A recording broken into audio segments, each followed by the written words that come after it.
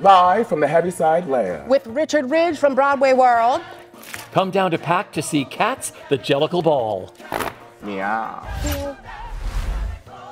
How excited are the two of you to be a part of the Jellicle Ball, Cats? I am so excited. I feel incredibly blessed. This is my first time being in the show. Antwayn's been with it for a couple iterations, so I feel pretty lucky to have been added to the Cats family.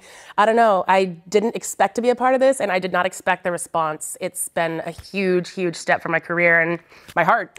I feel like the way Nora is in the video that's viral, when they're opening and they look and they go, that's how I feel like, yes, you don't know what you're in store for, and you're in store for a lot of love.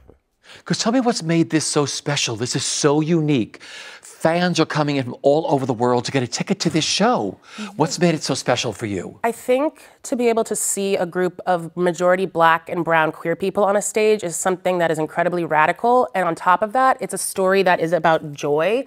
Seeing Black and brown queer joy on stage is radical in itself. So often we only see stories about trauma, about pain. And for us to say, no, that's not what we're going to focus on. We're going to focus on our lives in the sense that where there is, you know, there's more to us than our trauma, than our pain. So that's been a big part. And also just the collaborative effort that we've made with the team. But I'll let you touch more on that. Yeah, the collaborative effort, but piggybacking off of what they said originally at the beginning, it's a political statement. It's a beautiful time for our, not only city of New York, not only the ballroom culture, not just the United States, but for literally, like you said, the world to tune into. And that is love, acceptance, freedom, and at the end of the day, be who you want to be and do it the best you can. And that's why everyone's grabbing onto Cats, I feel.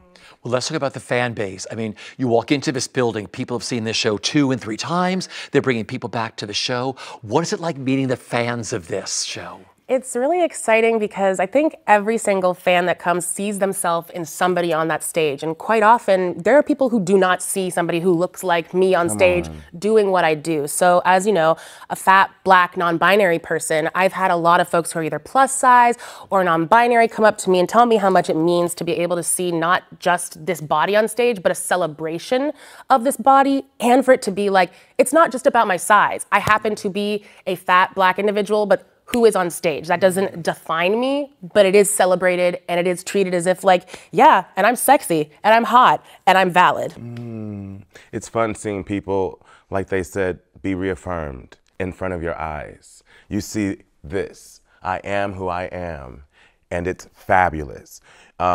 About people coming back and back and back.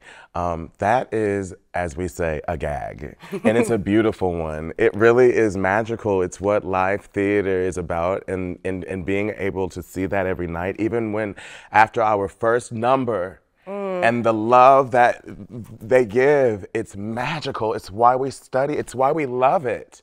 It's why it's us. It's a blessing. Okay. Andrew Lloyd Webber, who created this, came to your show. Did you all know he was going to be here? I'll let you answer first on this one. Yeah, okay. Well, when I had asked.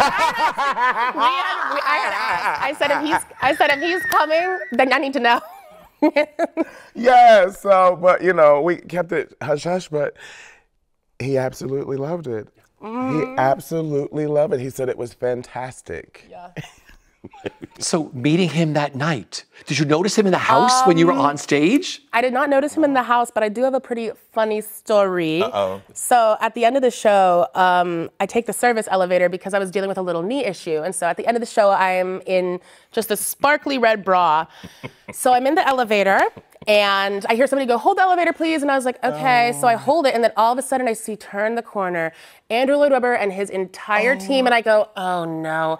And our producer, Sophie, is with him. And I was like, I'm not trying to like get in the elevator. I was like, I can leave. They're like, no, it's fine. And so Andrew just walks in and is just like, hello, and trying to be respectful. And I'm like, I said, I'm really sorry I'm in my bra.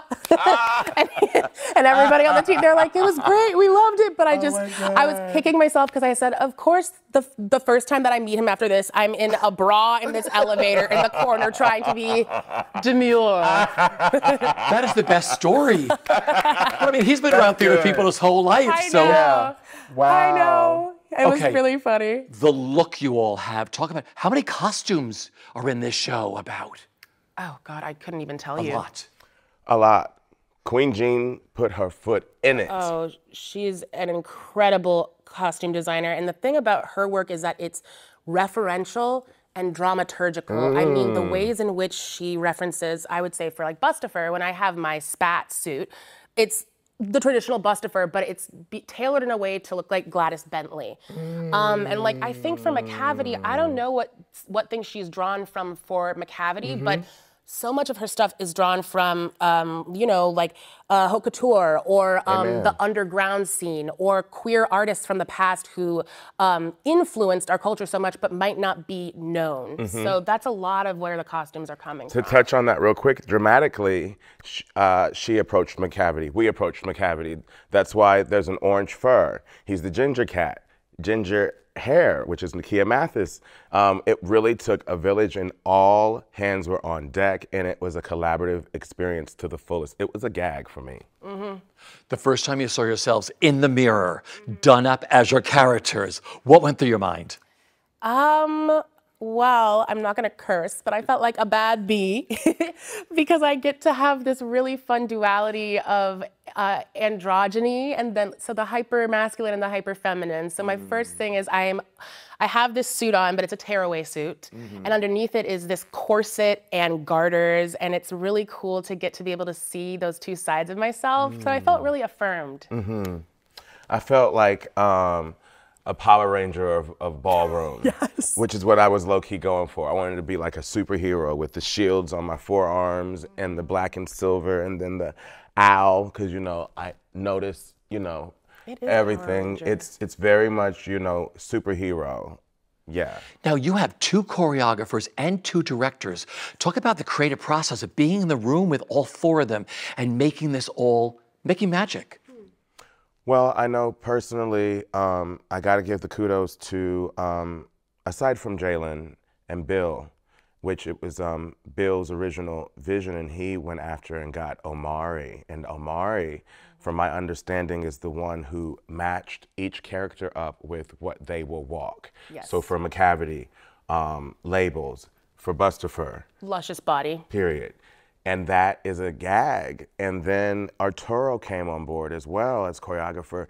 But when I tell you, it really was everyone in that single room. I mean, from creatives to the actors, to be able to witness the actors have a say in what they're going to portray, and then the creatives to give us that respect.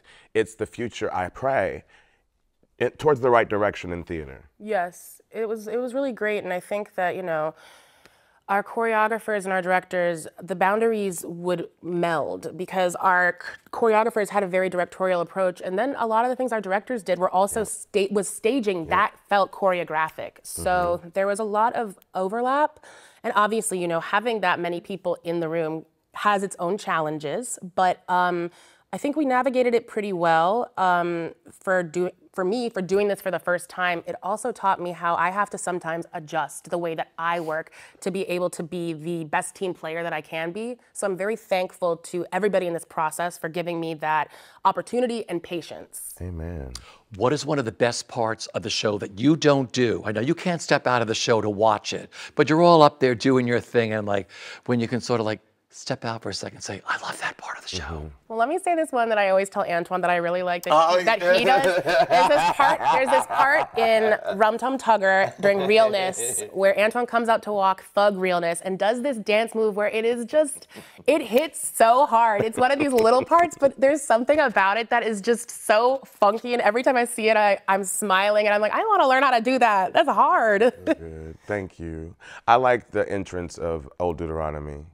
It's very powerful to witness that, to witness the love and the unity of the audience, of everybody in that theater. it's really, it's love. This is so immersive, this show. I mean, you're right there with the audience. You walk through the audience, you play with the audience. I mean, it's such a wonderful, what is that experience like for you, just dealing with the audience the way you do this show? I mean, it's a different show every night in that case. Obviously, we have our things that are set, but you have different people with different reactions. You have people that are sometimes reaching out to touch you. But it's really cool to get to have those interactions because you get to have these asides that your character would say, and you'll get a different response each night. And so you have to be really present in your character, and it just helps build and flesh out who we are even more. Yeah, in a way, the audiences are, they're our narrators. Not that we play for them or to them, but in a way, even though we're leading, we follow them, which is a beautiful thing. It's really, like you said, an immersive as well interactive experience. Finally, if you could sum up the best part of the experience so far with being a part of the Jellicle Ball cats, what's it been for each of you? I think I became myself again. Before I came to this process, I went through a really terrible breakup, and this helped me regain my confidence and feel like I'm me again. And it's because of the community here. I echo a lot of that. I went through a terrible breakup with my old self. It's a beautiful feeling. And I had a milestone birthday the first week, and I didn't want the cast to sing to me, and they ended up singing to me twice. It broke me in the best of ways. I found love again on stage, and I'm thankful for what I do.